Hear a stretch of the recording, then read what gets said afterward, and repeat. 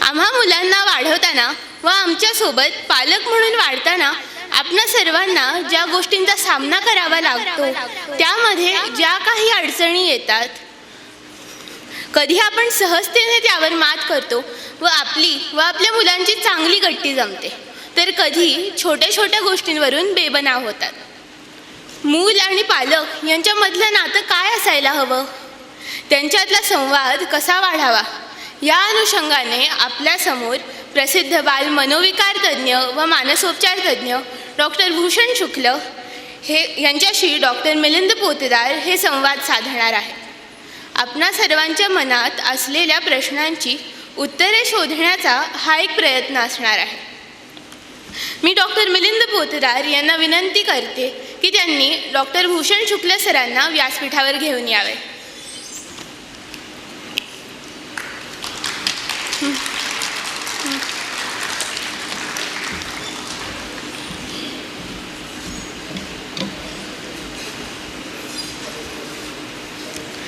धन्यवाद.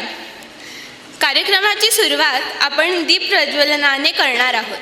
त्यासाठी मी 2 विशेष व्यक्तींना व्यासपीठावर बोलावित आहे. मी आदरणीय सुनंदा जगताप मॅडम यांना विनंती करते की त्यांनी व्यासपीठावर यावे. सुनंदा मॅडम या मागील अनेक वर्षांपासून लातूरमध्ये सातत्याने वृक्ष लागवड व त्यांचे संवर्धन करण्याचे काम करीत आहेत. एका अर्थाने त्यांनी लातूर शहरातील अनेक झाडांचे पालकत्व स्वीकारले आहे व ते त्यांचे संगोपन करीत आहेत. एक मूल वाढवणे हे झाड वाढविण्यासारखे असते. म्हणून आपण त्यांना लातूरमध्ये वृक्ष संवर्धनासाठी झटणाऱ्या अनेक व्यक्ती व संस्थांचे प्रतिनिधी म्हणून येथे बोलावित आहोत. यानंतर मी श्री शरद झरे यांना विनंती करते की त्यांनी व्यासपीठावर यावे. शरद सर हे लातूरजवळील बुधोडा येथे आपलं घर ही संस्था चालवित आहेत. ऊसतोड कामगारांची मुले, वेश्य व्यवसायातील महिलांची मुले व अनाथ मुले यांचे पालनपोषण व त्यांना शैक्षणिक सुविधा मिळवून देण्यासाठी ही संस्था कार्य करते. सध्या संस्थेमध्ये त्यांनी 60 मुलांचे पालकत्व स्वीकारले आहे.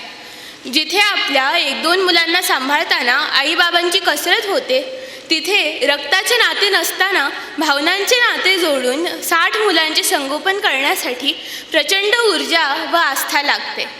सावली, स्वर व आपणा सर्वांतर्फे या अनोख्या पालकाला सलाम.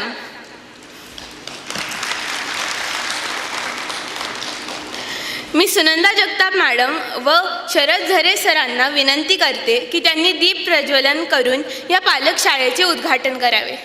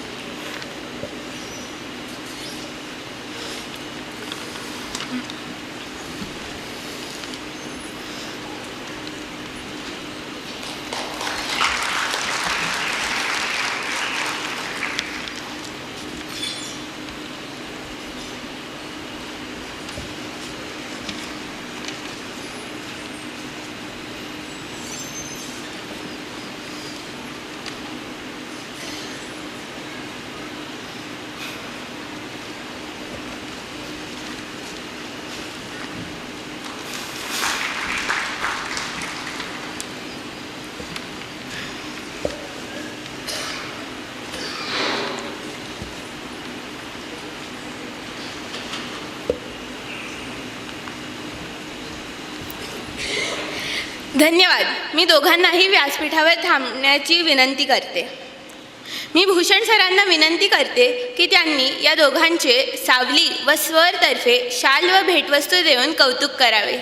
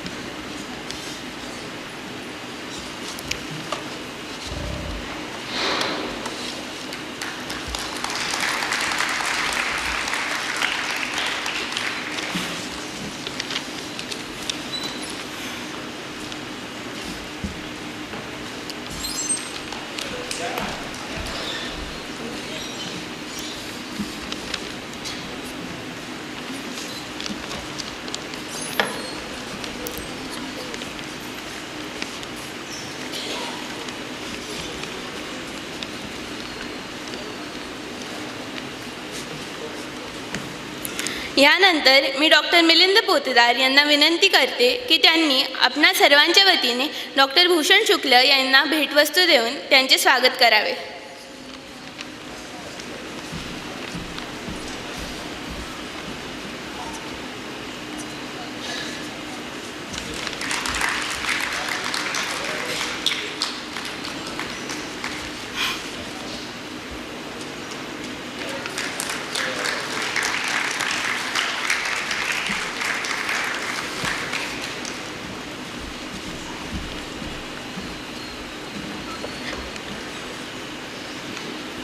मुख्य संवादाच्या कार्यक्रमाला सुरुवात करण्यापूर्वी आपण एक छोटासा बक्षीस समारंभ संपन्न करणार आहोत. आपण सर्वजण जाणताच की या कार्यक्रमाचे आयोजन सावली centre for mental health and research च्या 20व्या वर्धापन दिनाचे औचित्य साधून करण्यात आले आहे. या वर्धापन दिन निमित्ताने आपण महाविद्यालयीन विद्यार्थ्यांसाठी काही स्पर्धांचे आयोजन केले होते. मानसिक आरोग्य या विषयावर आपण निबंध व रील्स अर्थात लघुचित्रफित स्पर्धा आयोजित केली होती. विविध महाविद्यालयांमधून 70 निबंध प्राप्त झाले. या निबंधांचे विषय होते भारतातील मानसिक आरोग्य, सद्यस्थिती, आव्हाने व उपाय, स्क्रीन ॲडिक्शन, तरुणांसमोरील मनोसामाजिक आव्हान, स्त्रियांचे मानसिक आरोग्य आजच्या तरुणाईच्या नजरेतून, स्पर्धेच्या युगात मानसिक आरोग्य टिकवताना व आजचे सामाजिक भवताल, माझे आकलन, माझ्या अपेक्षा. या दोन्ही स्पर्धांचे मूल्यमापन त्या क्षेत्रातील तज्ज्ञ व्यक्तींमार्फत करण्यात आले आहे. या सर्वच विषयांवर विद्यार्थ्यांनी अतिशय अभ्यासपूर्ण पद्धतीने मांडणी केलेली दिसून आली. या स्पर्धांमध्ये प्रथम 3 पारितोषिकांसाठी 5,000 रुपये, 3,000 रुपये व 1,000 रुपये अशी अनुक्रमे बक्षिसे ठेवण्यात आली होती. त्याचबरोबर इतर 3 विद्यार्थ्यांना प्रोत्साहनपर प्रशस्तीपत्र देण्यात येणार आहे. आपण या विजेत्यांना व्यासपीठावर बोलावून त्यांचे कौतुक करणार आहोत. आधी आपण विजेत्यांची नावं जाहीर करणार आहोत. मी विनंती करते की ज्या विद्यार्थ्याचे नाव जाहीर होईल त्याने व्यासपीठावर येऊन आपला सन्मान व बक्षीस स्वीकारायचे आहे.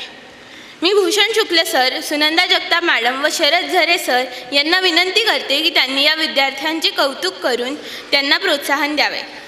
आधी निबंध स्पर्धेच्या विजेत्यांना मी व्यासपीठावर बोलावित आहे. तृतीय बक्षीस मिळवलेल्या विद्यार्थ्याचे नाव आहे मंथन बळीराम राठोड, पण काही कारणांमुळे तो आज आपल्यासोबत इथे उपस्थित नाही आहे. यानंतर द्वितीय बक्षीस मिळवणाऱ्या विद्यार्थिनीचे नाव आहे वैष्णवी लक्ष्मण म्हेत्रे.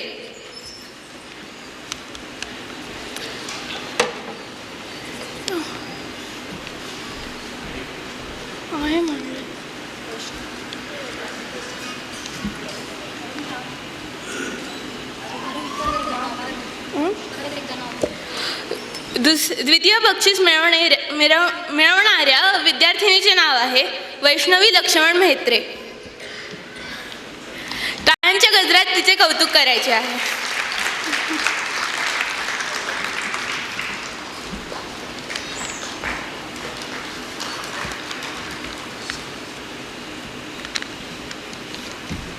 यानंतर प्रथम क्रमांक मिळवलेला आहे वैष्णवी विजय पाटील.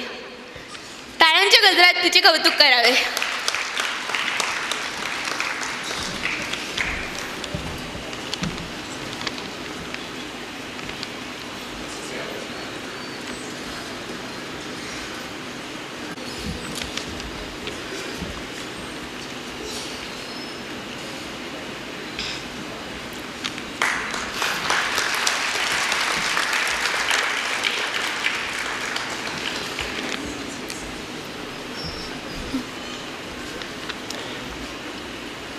यानंतर आपण उत्तेजनार्थ बक्षिसे मिळवलेल्या विजेत्यांचे नाव जाहीर करणार आहोत.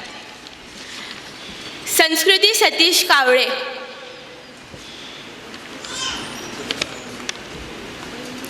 प्रसाद शिवाजी पांचाळ, शीतल जगदीश केंद्रे व संध्या तुकाराम कुचेकर.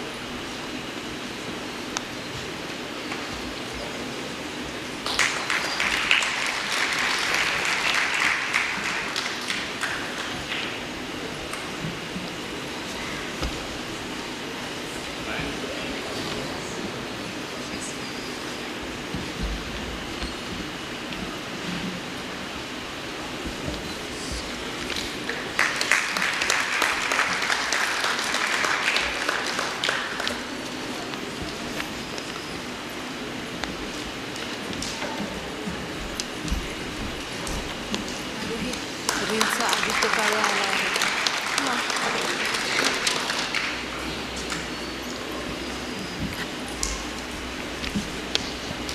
यानंतर आपण रील्स अर्थात लघुचित्रफित स्पर्धेच्या विजेत्यांना व्यासपीठावर बोलावूयात.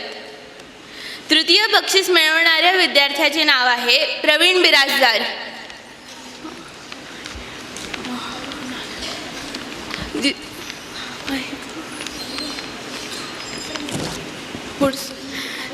द्वितीय बक्षीस मिळवणाऱ्या विद्यार्थ्याचे नाव आहे रोहन रसाळ.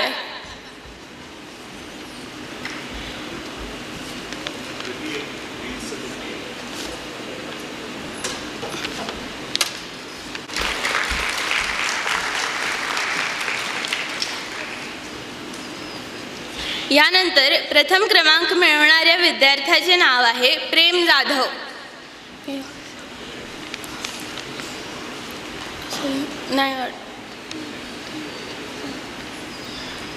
यानंतर आपण उत्तेजनार्थ बक्षीस मिळवलेल्या विजेत्यांचे नाव जाहीर करणार आहोत. गीता जैन, रसूल हमदुले व आदित्य कारळा.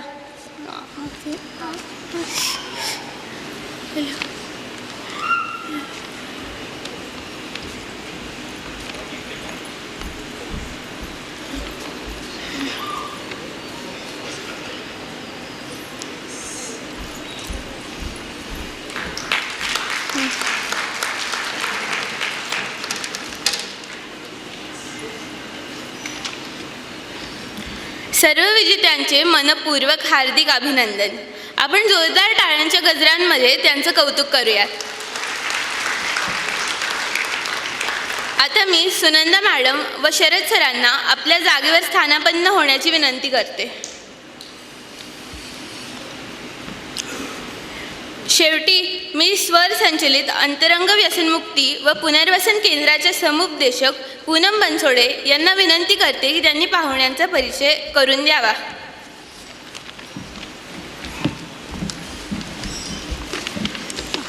धन्यवाद आरोही. आजच्या पालक शाळा या विशेष कार्यक्रमाचे प्रमुख मार्गदर्शक म्हणून लाभलेले डॉक्टर भूषण शुक्ला सरांचा परिचय करून देताना मला खूप आनंद होत आहे. डॉक्टर भूषण शुक्ला सर हे पुण्यातील प्रसिद्ध बाल मानसोपचार तज्ज्ञ आणि समुपदेशक आहेत. ते त्रिमिती क्लिनिकच्या माध्यमातून अनेक वर्षापासून मुलं आणि पालकांसाठी मनापासून काम करत आहेत. सरांनी MBBS, MD आणि DNB ही पदवी घेतली असून ते लंडनच्या रॉयल कॉलेज ऑफ सायकॅट्रिस्टचे सदस्य आहेत. गेल्या 26 वर्षापासून ते बाललैंगिक अत्याचार प्रतिबंध, मुलांचे मानसिक आरोग्य आणि सजग पालकत्व या महत्त्वाच्या विषयावर सातत्याने काम करत आहेत. अनेक शाळा जसं की CBSE, ICSE, IB तसेच स्वयंसेवी संस्था आणि शासकीय प्रकल्पासाठी ते सल्लागार म्हणून कार्यरत आहेत. सरांची बोलण्याची शैली अगदी सोपी आणि समजण्यास सहज आहे. ते रोजच्या आयुष्यातील उदाहरणामधून अवघड विषयही अगदी सोप्या पद्धतीने समजावून सांगतात.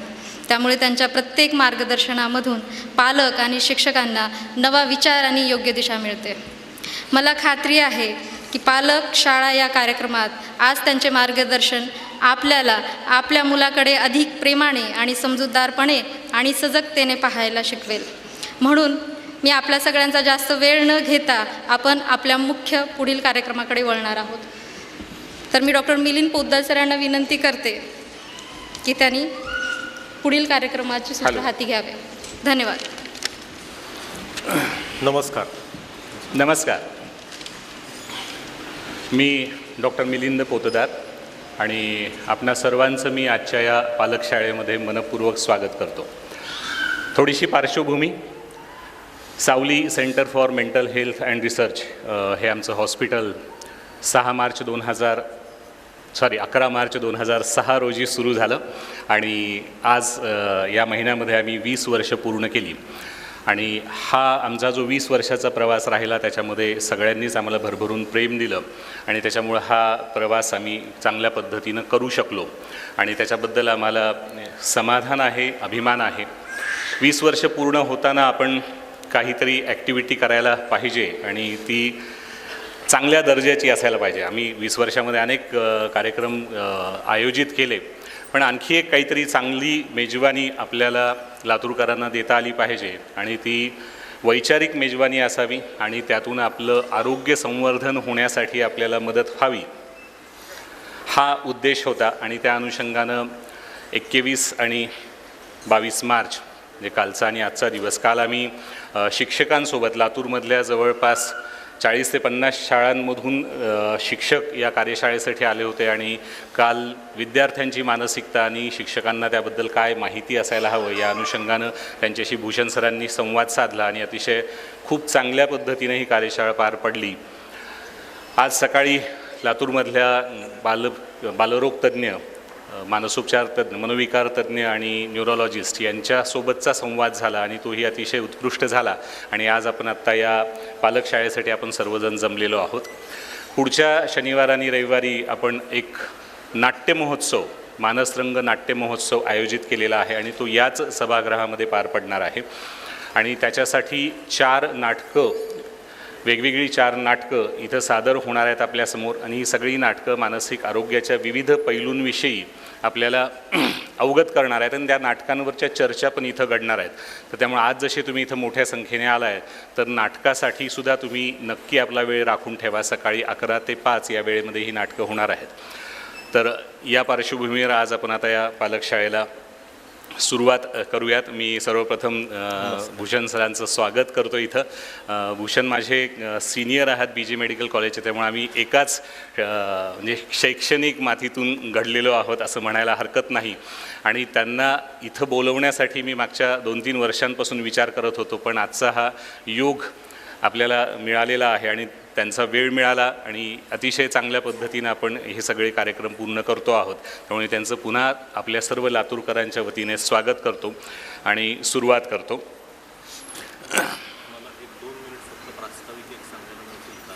हो, येस. सो मिलिंदच्या परवानगीने मी तुम्हाला एक छोटी गोष्ट आधी सांगू इच्छितो आमची चर्चा सुरू होण्याच्या आधी. 2 गोष्टी. पहिली गोष्ट म्हणजे पालकत्वाचे आयाम बदलत राहतात. दर दशकाला, दर 15 वर्षांनी पिढ्या बदलतात, तसे आयाम बदलतात. एका वेळची उत्तरं दुसऱ्या वेळी कधीकधी खरी ठरत नाहीत. काही बेसिक गोष्टी या जरी सार्वजनिक, सार्वकालीन असल्या तरीसुद्धा बऱ्याचशा गोष्टी बदलत राहतात. व्हिडिओच्या माध्यमातून या गोष्टी आता परमनंटली टिकून राहतात. तुमच्यापैकी जे लोक माझे व्हिडिओ बघतायत त्यांना जर मी 5-10 वर्षापूर्वी बोललेली गोष्ट आणि आज बोललेली गोष्ट ह्याच्यात जर तफावत आढळली तर ह्याचा अर्थ मी अजून जिवंत आहे, की बदल घडतो आहे. 10 वर्षांनी कदाचित त्यातल्या काही गोष्टी परत बदललेल्या असतील. या बाबतीत मी महात्मा गांधींना आदर्श मानतो, कारण त्यांनी असं म्हटलं होतं की माझ्या 2 विधानांमध्ये जर तुम्हाला तफावत आढळली तर जे नंतरचं विधान आहे ते तुम्ही सत्य माना, कारण माझी मतं बदलतात पुराव्यानुसार. त्यामुळे नवीन पुरावा आला की त्याच्यावर सांगणाऱ्या गोष्टी बदलल्या जातील, हा पहिला मुद्दा.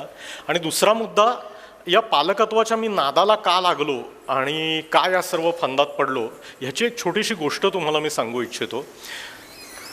मी जेव्हा चाइल्ड सायकॅट्री शिकण्यासाठी इंग्लंडला गेलो तेव्हा विशेषतः आपल्या देशापासून जेव्हा आपण दूर जातो तेव्हा देशाची खूप आठवण येते. आणि जेव्हा आपण खूप लांब असतो तेव्हा आपल्याला फक्त चांगल्या गोष्टी आठवतात. इथे असताना जो होणारा त्रास असतो तो सगळा विसरून जाऊन आपण जेव्हा दूर जातो तेव्हा फक्त छान छान गोष्टी आठवतात. तर तिथे गेल्यावर मला असं झालं की पालक आणि मुलं ह्यांच्याबद्दल, कुटुंबाबद्दल मी शिकतो आहे, मुलांच्या मानसिकतेबद्दल शिकतो आहे. मी स्वतः एका प्राचीन संस्कृतीतून आलेलो आहे आणि मी हे इथे येऊन का शिकतो आहे. आणि हा प्रश्न मला त्रास द्यायला लागला की मला हे भारतात शिकणं शक्य नाही का, भारतीय संस्कृतीमध्ये पालकत्वासाठी मला काही माहिती मिळणार नाही का. तर मी थोडा उलटा शोध चालू केला आणि सर्वात आदर्श मूल कुठलं, तर भगवान श्रीराम हे आदर्श मूल आहे. तर मग या मुलाच्या आईवडिलांनी काहीतरी असं केलं असेल ज्यामुळे ते मूल इतकं कमालीचं, यशस्वी किंवा आदर्श झालं. तर मग आपण रामाच्या पालकत्वाबद्दल काहीतरी वाचूया की त्यांनी स्वतः पालक म्हणून दशरथानी आणि कौशल्यनी किंवा त्याच्या उरलेल्या 2 आयांनी काय केलं असेल हे मी शोधायला सुरुवात केली. तेव्हा मला अनेक चमत्कृतीपूर्ण गोष्टी सापडल्या. की एक म्हणजे आपल्याला जे सांगितलं की दशरथाला फक्त 3 बायका आहेत, ते खरं नाही आहेत. दशरथाला 360 पेक्षा जास्त बायका होत्या. हे रामायणामधलाच हा उल्लेख आहे, त्यातल्या 3 आपल्याला माहिती आहेत. आणि पूर्ण बालकांडामध्ये रामाला दशरथाने कसं मोठं केलं, त्याचे पालकत्वाचे इन्फ्लुएन्स काय होते ह्याच्याबद्दल एक सुद्धा श्लोक मला सापडला नाही. एकच श्लोक पालकत्वाशी रिलेटेड असा सापडला की दशरथाच्या मंत्रिमंडळामध्ये असलेले मंत्री हे स्वतःच्या मुलांना सुद्धा वेळप्रसंगी शिक्षा करायला कमी करत नसत ते चुकीचे वागले तर. एवढा एकुलता एक पालकत्वावरचा श्लोक मला रामायणामध्ये सापडला. मग मी विचार करायला लागलो की हे असं का असावं बरं, का पालकत्वाबद्दल काहीच का बोललं नाही आहे. मग मी रामायणाच्या शेवटी गेलो तर रामायणाच्या शेवटी सर्वात आनंदी व्यक्ती की ज्याच्यासाठी रामायण हा सुखांत आहे असा फक्त हनुमान आहे. बाकी सगळ्यांचे जे एंड झालेले आहेत रामायणात ते वेगळ्या वेगळ्या पद्धतीने आणि बऱ्यापैकी दुःखात झालेले आहेत. रामाला सुद्धा स्वतःच्या मुलांपासून ताटातूट झाली. त्यांची जी पहिली भेट झाली ती समरांगणावर एकमेकांच्या समोर बाप आणि मुलं एकमेकांवर बाण रोखून उभे आहेत अशा थाटामध्ये झाली. तर हनुमान हा तर काही आपला पालकत्वाचा आदर्श असू शकत नाही, बरोबर. म्हणजे एक एवढं आपण निश्चित समजू शकतो की जर या आयुष्याच्या रामायणात तुम्हाला यशस्वी व्हायचं असेल तर एक तर तुम्ही अविवाहित राहा, स्वतःच्या तब्येतीची काळजी घ्या, रामासारखा अत्यंत सत्यवचनी आणि चांगला वागणारा मालक शोधा आणि त्याच्याबरोबर काम करा. आणि अंतरीचं जे बाल आहे, जे मरकट आहे ते कधीही मरू देऊ नका. पण हा सर्वसामान्य माणसाला उपयोगाचा विषय नाही. म्हणून मग मी रामायणाच्या सुरुवातीला जायचा प्रयत्न केला की इथे मला काही सापडतंय का. तर रामायणाच्या सुरुवातीच्या ज्या गोष्टी आहेत त्यामध्ये एक गोष्ट तुम्हाला सगळ्यांना माहिती आहे, वाल्या कोळ्याची गोष्ट तुम्ही ऐकलेली आहे की ज्या वाल्मिकींनी हे रामायण लिहिलं त्याला जेव्हा नारदांनी विचारलं की बाबा रे तू हे खून, तो आधी काय वाटमारू होता की तू हे खून का करतोय, लोकांना का मारतोय, तर त्यांनी सांगितलं हे कुटुंबासाठी करतोय. तो कुटुंबाला विचारायला गेला तर ते म्हणाले आम्ही थोडी तुला आमच्यासाठी खून करायला सांगितला. मग तो काय एकता कपूरच्या नायकासारखा बसून रडायला लागला नाही. त्यांनी ते कुटुंब सोडलं आणि त्यांनी तपश्चर्या चालू केली आणि मग त्याचा वाल्मिकी झाला. बरं, तुमच्या माझ्यासाठी ज्यांना कुटुंब हवं आहे, कुटुंबासाठी आमची पापं करायची तयारी आहे किंवा ॲटलिस्ट आम्ही सर्व करत असलेल्या गोष्टी या कुटुंबाच्या नावावर खपवतोय, त्यांच्यासाठी वाल्मिकी उपयोगाचा नाही. मग ज्या व्याधानी बाण मारला म्हणून वाल्मिकीला रामायण सुचलं की क्रौंच पक्षाची ती जोडी क्रीडेमध्ये मग्न होती आणि ते वाल्मिकी बघून अत्यंत आनंदाने खुश होत असताना त्या एका व्याधानी त्यातल्या एका क्रौंच पक्षाला बाण मारला आणि तो मेलेला क्रौंच पक्षी बघून त्याचा जोडीदार कमालीचा शोक करायला लागला. आणि तेव्हा वाल्मिकीच्या तोंडून अनुष्टुप छंदामध्ये अत्यंत दुःखदायक असं ते बाहेर पडलं. आणि त्याचा तो जो वाल्मिकीचा शोक होता तो शोक त्या छंद रूपाने बाहेर पडला, त्याच्यामुळे आपण त्यांना श्लोक म्हणतो. असाही एक प्रवाद आहे. विवेक देबरॉयांच्या लिखाणामध्ये मी ते वाचलेलं आहे. हेही आपल्या कामाचं नाही. मग मला रामायणाच्या सुरुवातीची एक गोष्ट सापडली जी तुम्ही सगळ्यांनी लहानपणापासून अनेकदा वाचलेली आहे, ती म्हणजे श्रावण बाळाची गोष्ट. पण श्रावण बाळाची गोष्ट आपल्याला अशा रामायणातल्या अनेक गोष्टी या पुढे भ्रष्ट झालेल्या आहेत आणि वेगळ्या स्वरूपात आपल्यापर्यंत पोहोचलेल्या आहेत. उदाहरणार्थ वाल्मिकी रामायणामध्ये लक्ष्मण रेखेचा कुठेही उल्लेख नाही आहे. मी अनेकदा बघितलेलं, लक्ष्मणाने रेख मारली आणि सीतेला त्या लाईनीच्या आत राहायचं असलं कधीही कुठल्याही लक्ष्मणाने कुठल्याही सीतेला सांगितलेलं नाही आहे. ही नंतर कधीतरी सीतेसाठी ओढली गेलेली रेष आहे. तसंच श्रावण बाळ हा कुठल्याही आईवडिलांना खांद्यावर कावड घेऊन काशी यात्रेला निघालेला नव्हता. अत्यंत म्हाताऱ्या आईवडिलांना कमालीच्या उतारवयात झालेला हा मुलगा आणि त्यांना त्यांचा स्वतःचा संन्यासाश्रम हा सिद्ध करायचा होता म्हणून ते अयोध्येबाहेरच्या एका जंगलामध्ये राहत होते आणि हा लहान मुलगा आईवडिलांची सेवा करत होता. एक दिवस रात्री त्यांना पाण्याची गरज पडली म्हणून त्यांनी मुलाला सांगितलं. मुलगा ते पाणी आणायला गेला आणि मृगयेसाठी आलेल्या राजाला असं वाटलं की हे कोणीतरी जनावर आहे. त्यांनी बाण मारला, त्या बाणाने श्रावण विद्ध झाला आणि जेव्हा राजाच्या लक्षात आलं की आपण माणसाला बाण मारला आहे तेव्हा तो त्या काळचा राजा असल्यामुळे त्यांनी तिथून पळून जाऊन नाही पण माझ्या ड्रायव्हरनीच बाण मारला वगैरे असं काहीही न म्हणता तो प्रत्यक्ष तिथे गेला. त्यांनी काय झालं ते बघितलं आणि जेव्हा श्रावणाने त्याला सांगितलं की माझ्या आईवडिलांना तू आधी हे पाणी पोहोचतं कर कारण ते वाट बघतायत, माझा तर जीव चाललाय, तेव्हा तो स्वतः ते पाणी घेऊन त्यांच्या तिथे गेला. नुसता गेलाच नाही तर त्यांनी काय झालं ते सांगितलं. काळाचे राजे असतात, सत्ययुगाचा महिमा वेगळा असतो. आणि तिथे खरी रामायणाची सुरुवात होते की श्रावणाचे आई वडील दशरथाला शाप देतात की ज्या प्रकारे आमच्या मुलापासून आमची ताटातूट होत झाली आणि आम्हाला त्याची वेदना होऊन आम्ही मरणार आहोत, हेच तुला सुद्धा होणार आहे. आणि तशाच प्रकारे दशरथ मरतो. आणि हा शाप, पालकांचा शाप, हा इतका भयंकर शाप असतो की तो फक्त दशरथाला नाही तर खरं तर रामाला सुद्धा लागतो, कारण रामाचीही स्वतःच्या मुलांबरोबर ताटातूट होते. माझ्या दृष्टीने पालकत्वासाठी जर आपल्याला आपल्या इतिहासामध्ये, आपल्या पुराणांमध्ये जर कथा शोधायची असेल तर श्रावण बाळाची कथा ही सर्वात महत्त्वाची आहे. कारण माझ्या मते कथा या रूपक असतात. आपल्याला कळण्यासाठी ते रूपक कोणीतरी तिथे बनवलेलं असतं. आई वडिलांमध्ये आणि श्रावणामध्ये उतार वयात झालेला हा मुलगा आणि त्यांच्यातली जी प्रचंड गॅप आहे ह्याला आपण जनरेशन गॅप म्हणू शकतो. की आई वडील हे त्या मुलाच्या मनाने खूप वृद्ध आहेत. आई वडिलांना स्वतःच्या मोक्षाची काळजी आहे, त्याच्यामुळे त्या जंगलात जाऊन राहायला तयार आहेत. आधुनिक काळामध्ये त्याला कोचिंग क्लास म्हणतात. आणि त्यांचा जो मोक्ष आहे तो IIT आणि नीटच्या एक्झाम्स आणि त्यात मिळवणारे मार्क हा असतो. आणि त्यांच्या मोक्षासाठी हे 14-15 वर्षाचं मूल त्यांच्याबरोबर तिथे जंगलामध्ये राहतंय खेळायचं सोडून. रात्री तहान आईवडिलांना लागते. आता ही आईवडिलांची जबाबदारी आहे की आपलं जर वय झालेलं आहे, रात्री बेरात्री आपल्याला जाग येते आणि आपल्याला तहान लागते, तर आपला कमंडलू भरून संध्याकाळीच आपण आपल्या बाजूला ठेवावा. पण आई वडिलांची ही तहान, ही त्यांची तृष्णा भागवायची जबाबदारी एका 14-15 वर्षाच्या मुलावर पडते. आणि तो रात्रीचा तो कमंडलू घेऊन बाहेर पडतो जिथे राजा मृगयेसाठी आलेला आहे. राजा हे सत्तेचं लक्षण आहे, सत्तेला मृगयेमध्ये इंटरेस्ट आहे, ते त्यांच्या आनंदामध्ये आहेत. आणि त्यांनी मृगयेसाठी मारलेला बाण हा या 14-15 वर्षाच्या मुलाला लागतो. त्याच्यात तो राजा जे काय करायचं ते करतो, त्याला शाप मिळतो, त्याचे आईवडील, हे सगळं जरी ठीक असलं तरी जीव श्रावणाचा जातो. दशरथाचं राज्य कुठे जात नाही, ते एनिवे मोक्षासाठीच तिथे पोहोचलेले आहेत. ते मोक्षाला पोहोचले का नाही ते मला माहिती नाही. पण ही खरी ट्रॅजेडी श्रावणाची आहे की 14 वर्षाचा श्रावण अत्यंत वृद्ध आई वडिलांच्या अवेळी लागलेल्या तहान भागवायला बाहेर पडतो आणि त्याच्यात समाजाच्या कृत्यात त्याचा बळी पडतो. मला वाटतं हा रामायणाचा गाभा आहे. हा तुम्हाला आणि मला 21व्या शतकामध्ये वावरताना आणि पालकत्व करताना याची जाणीव ठेवायची गरज आहे की आपण कुठला मोक्ष शोधतो आहोत, आपल्याला काय हवं आहे आणि त्याच्यामध्ये आपण स्वतःचं काय करून घेतो आहोत, आपण मुलाचं काय करतो आहोत. आपण दोष राजाला देतोय, शाप दशरथाला देतो आहे. सगळे पालक म्हणतात की समाज बिघडलेला आहे, हे झालंय ते झालंय, आमच्या हातात काही राहिलेलं नाही आहे. पण ह्याच्या जीव श्रावणाचा जातोय. त्याच्यामुळे अख्ख्या पालकत्वासाठी रूपकात्मक जर एक गोष्ट लक्षात ठेवायची असेल तर त्या आईवडिलांच्या मोक्षासाठी श्रावणाचा जीव गेलेला आहे आणि त्याचा शाप राजाला लागलेला आहे, ही लक्षात ठेवण्याची गोष्ट आहे. माझ्या स्वतःच्या मनावर ही गोष्ट वाचली तेव्हा मी 2-3 दिवस खूप अस्वस्थ राहिलो, कारण ह्याच्यात सर्व ब्लेम पालकांवर दिला जातो.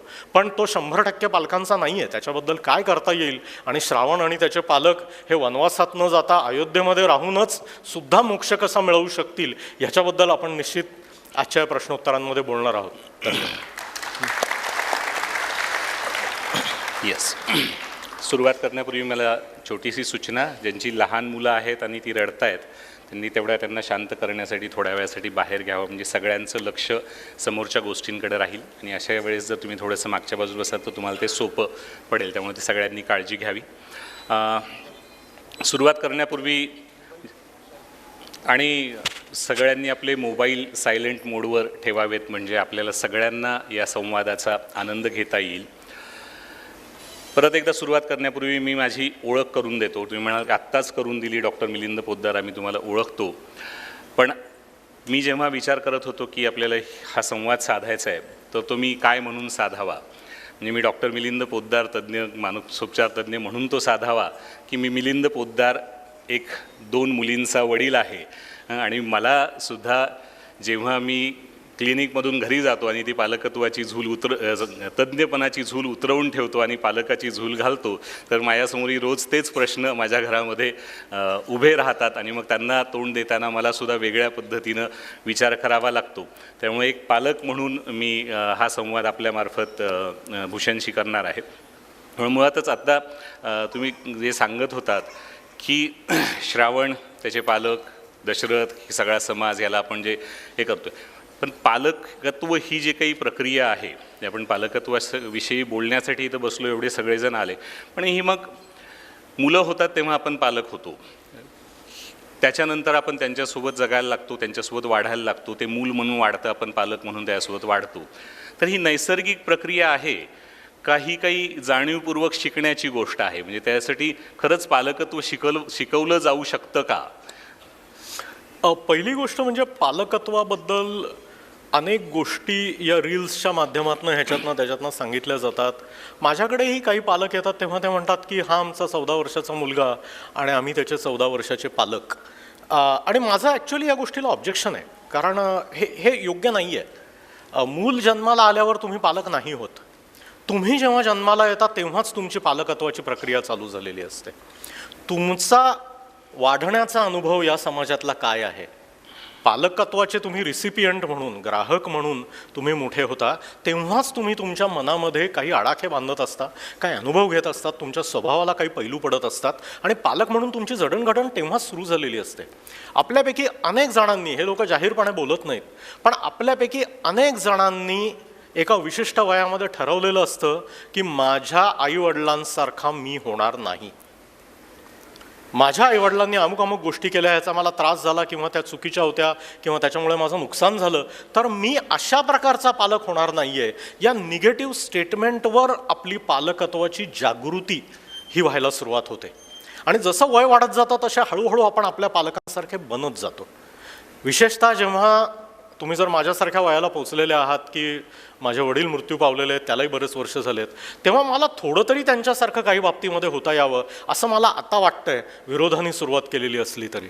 त्यामुळे पालकत्वाची सुरुवात ही खूप आधी होते आणि त्याच्यावर आईवडिलांबरोबर, आपल्या अनुभवाबरोबर आजूबाजूला काय चाललं आहे ह्याचंही खूप मोठं प्रेशर पडतं. आणि आताच्या जगामध्ये जिथे प्रत्येक गोष्ट ही नव्याने शिकावी लागते, तिथे पालकत्वसुद्धा शिकण्याची गरज आहे. मी अशा एक्स्ट्रीमला जाणार नाही की लोकांनी आधी पालकत्वात डिप्लोमा करावा आणि मगच लग्न करावं किंवा मग त्यांना लायसन्स देऊन मुलं होऊ द्यावी.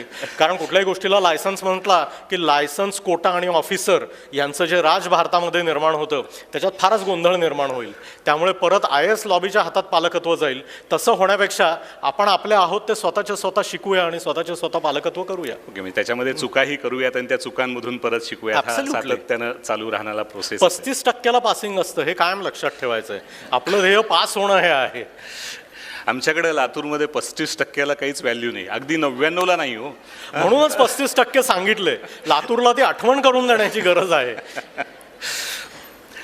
आत्ता तू बोलताना म्हणाला की जनरेशन बदलत जातात आणि जनरेशनप्रमाणे मग त्या